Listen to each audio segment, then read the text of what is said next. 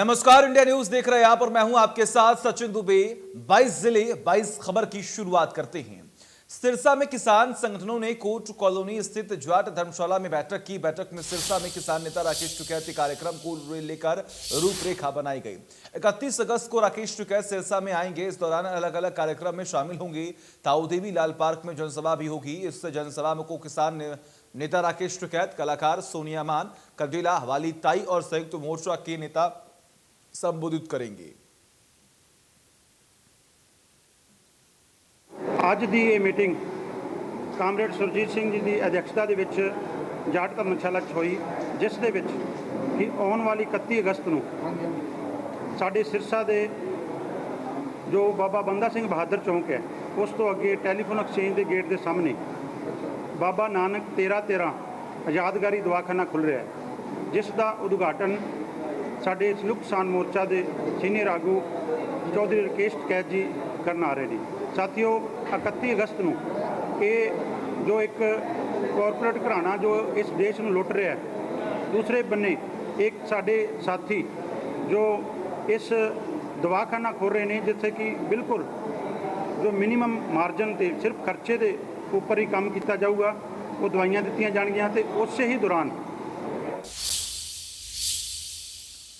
कुरुक्षेत्र में जेजेपी की बैठक का किसानों ने विरोध किया। किसान बोले, जब तक काले कृषि कानून वापस नहीं होंगे तब तक जारी रहेगा ये विरोध प्रदर्शन।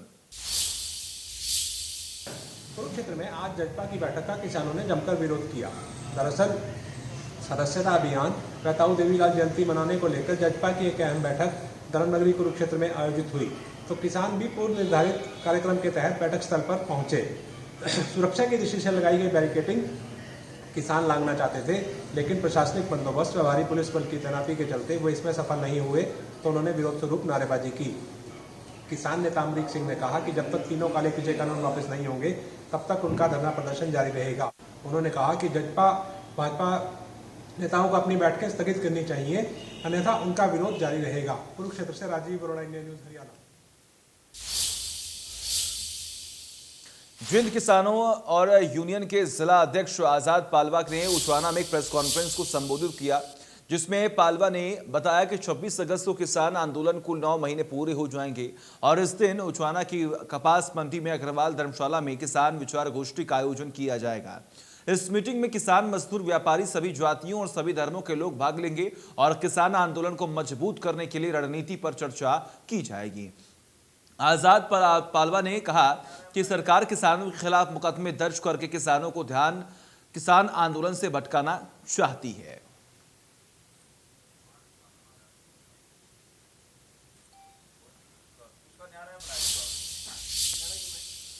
चरखी दादरी जिले के गांव कादमा में 23 अगस्त 1995 में बिजली की समस्या को लेकर किसान इकट्ठा हुए थे और उस समय किसानों पर गोलियां चलाई गई थी, जिसमें 5 किसानों की मौत हो गई थी और कई किसान घायल हुए थे।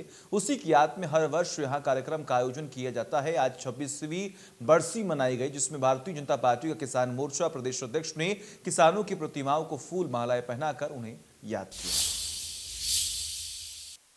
23 अगस्त 1995 को कादमा कांड के दौरान मारे गए किसानों को श्रद्धांजलि देने के मकसद से आज एक कार्यक्रम आयोजित किया गया, जिसमें बीजेपी किसान प्रकोष्ठ के प्रदेश अध्यक्ष सुखविंदर सिंह मांडी बतौर मुख्य अतिथि शरीक हुए। उनका कहना था कि किसानों की समस्याओं को उठाना उनका मुख्य दायित्व है, उनका मुख्य कर्तव्य है। उन्होंने कहा कि 23 अगस्त 1995 को जिस बर्बरतापूर्ण तरीके से किसानों पर गोलियां दागी गई थी, वो आज भी उस बात की तस्दीक करते हैं। उनका कहना था कि किसानों की समस्याओं का हर हाल में निदान करवाया जाएगा, क्योंकि किसानों को देश की रीढ़ माना जाता है। उनका कहना था कि किसान आंदोलन में जिस तरह से गोली बरसाए जाने के बाद 5 किसान शहीद हुए थे, उनकी याद में हर साल इसी तरह से कार्यक्रम आयोजित किए जाते हैं। मौजूदा परिप्रेक्ष्य में जिस तरह से किसानों के द्वारा आंदोलन चलाया जा रहा है, उनका कहना था कि किसानों की मांगों को प्रखरता से उठाया जा रहा है। किसान बातचीत के लिए मंच पर आएँ, उनकी मांगों को माना जाएगा, बशर्ते कि किसान बातचीत के लिए आगे आते हैं और जो भी जायज़ मांगे उनको माना जाएगा, उनका निदान करवाया जाएगा। चरखी दादरी से सहयोगी अनिल लहरी व वीडियो जर्नलिस्ट सुमित अवस्थी के साथ Ravi Jangra, India news, Haryana. National highway पर गड्ढे भरने और स्पीड ब्रेकर की मांग को लेकर भिवानी ने निनाणा गांव के लोग पहली बार सड़कों पर जमकर विरोध करने के लिए उतर गए। दिल्ली पिलानी नेशनल हाईवे पर न केवल स्पीड ब्रेकर बनाए जाने, जर्जर सड़क की मरम्मत किए जाने और साथ ही साथ सड़क पर लाइट्स इत्यादि ठीक करवाए जाने की मांग को लेकर आज नेशनल हाईवे स्थित गांव निनान के ग्रामीणों का गुस्सा चरम पर देखा गया। गांव के इतिहास में पहली मर्तबा ग्रामीणों के द्वारा आज नेशनल हाईवे को जाम किया गया।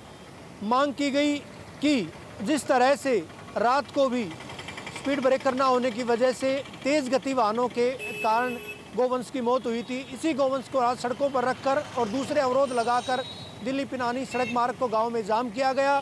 National highway authority of India के अधिकारियों को मौके पर बुलाया गया और आश्वासन दिया गया कि वहां पर ना केवल स्पीड ब्रेकर बनवाया जाएगा बल्कि इस रोड की मुरम्मत भी करवाई जाएगी।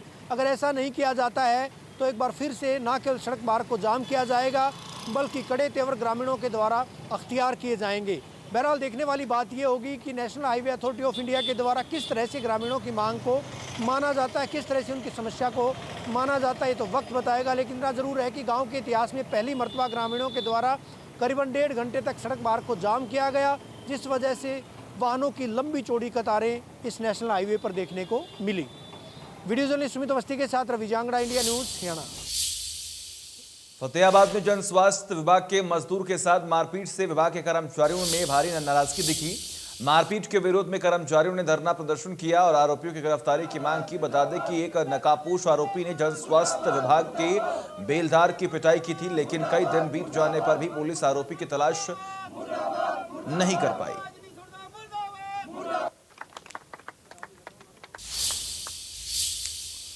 ऑनलाइन नौकरी के नाम पर ठगी करने वाले गिरोह का भांडाफोड़ करते हुए Hisar cyber crime police team ने 3 आरोपियों को गिरफ्तार किया। ये तीनों आरोपी ऑनलाइन नौकरी के नाम पर हिसार के 2 लोगों से हजारों रुपए ठग चुके थे और ठगे गए लोगों की शिकायत पर पुलिस ने कार्रवाई की है। इस पूरे मामले के अनुसार गुजरात कुछ लोग ऑनलाइन नौकरी निकालते थे।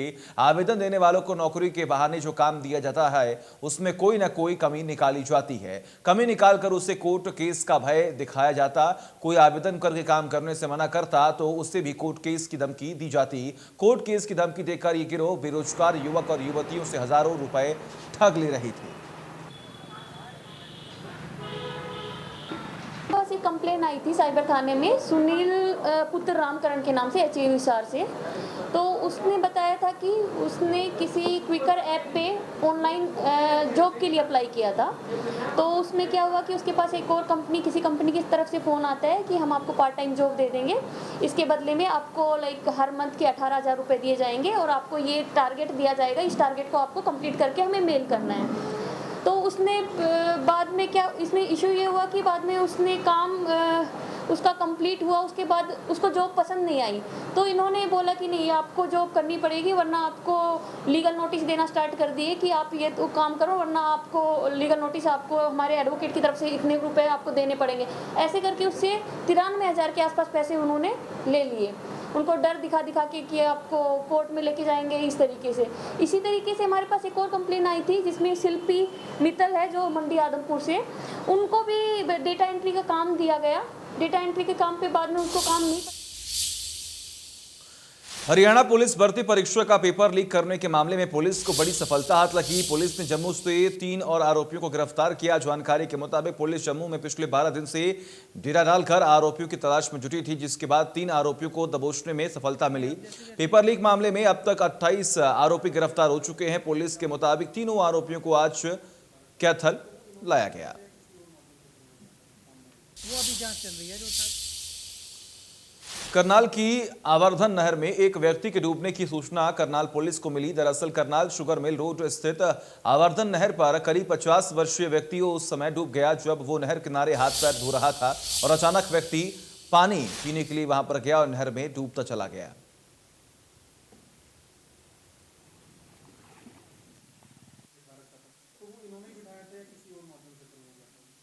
वो अभी जांच चल रही है, जो सारी बातें हैं वो पानी धुंधला होने के कारण अभी तक तो कुछ नहीं पाया। जब तो सर्च कर रहे हैं। बस मैं यही कहना चाहूँगा कि इसमें ना कोई कूदो ना कोई कुछ करो जी। ज़्यादा गहरी भी है जी पानी। कितना फुट गहरा है लगभग? क्योंकि ये अभी तो 12 फुट पानी चल रहा है जी। इसका पानी में बंद कर दिए थे पुल बनाने के लिए। इसीलिए इसका पानी उतार दिया था जी। फिर दोबारा से ये बारिश के कारण जी बारिश का पानी छोड़ा गया जी इसमें। सूचना कैसे घटना घटित हुई है? ये जो कल कनेक्शन बंद था जी, कल तो सुबह 7 बजे घर से चल पड़ा खाना खुना खा के जी। लोग कहते दोपहर पे छा दूंगा जी। उसके बाद हमारे को 3 बजे पता लगा अभी तरवा डैडी जी हमारा नहर में कूद गया जी। ये हमारे को पता नहीं कि अब तक किसी ने पिलाई है नहीं पिलाई जी, हमारे को किसी का पता नहीं लगा। क्या बताओ हाथ धोने गया पैर फिसल गया क्या जी, हमारे को मेरा हमारे को पता भी लगा नहीं जी क्या कारण क्या नहीं हुआ जी।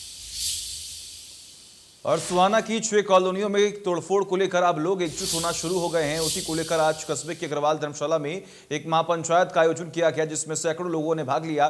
पंचायत में निर्णय लिया गया कि यहाँ के नागरिक हर तरह से अपने हक की लड़ाई को लड़ेंगे। इसी को लेकर वीरवार को हजारों की तादाद में लोग रैली निकालकर एक ज्ञापन एसडीएम को सौंपेंगे। इस मौके पर लोगों ने कहा कि सरकार लोगों को उजाड़ने का काम कर रही है, जिसे किसी भी हालत में सहन नहीं किया जाएगा। वहीं उन्होंने कहा कि अगर उनकी बातों पर गौर नहीं किया गया तो आर पार की लड़ाई नागरिक लड़ने को पूरी तरह से तैयार हैं। आज की पंचायत का विषय था ये वन विभाग द्वारा इस शहर को बर्बाद करने की जो सोची समझी योजना के तहत कार्रवाई की जा रही है। सैकड़ों साल पुराने बने हुए घरों को जिस तरीके से फॉरेस्ट में बसा हुआ बताकर उनको नोटिस दिए जा रहे हैं।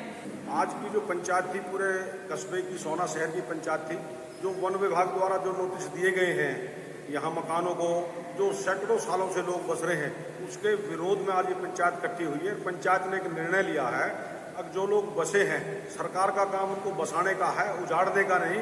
ये वन विभाग और जो इसके जो नंबर हैं जो जिन लोगों के, उसी जमीन की सरकार ने रजिस्ट्री की है, सरकार ने स्टाम्प पेपर लिया, सरकार ने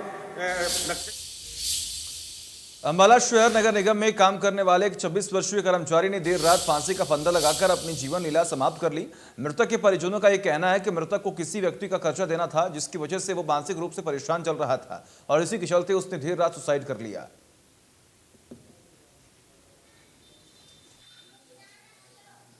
मेरा नाम कृष्ण लाल है जी, जो बेरोजगार हूँ। मेरा लड़का सुमित कुमार जो मतलब कि नगर निगम में काम करता था, कर्मचारी था जी, सफाई कर्मचारी। उसने किसी बंदे का पैसा देना था जी, रिंकू नाम है उस बंदे का, जो ब्याज पे पैसा देता है। वो उसको परेशान करता था जी डेली, इसलिए परेशान था जी वो।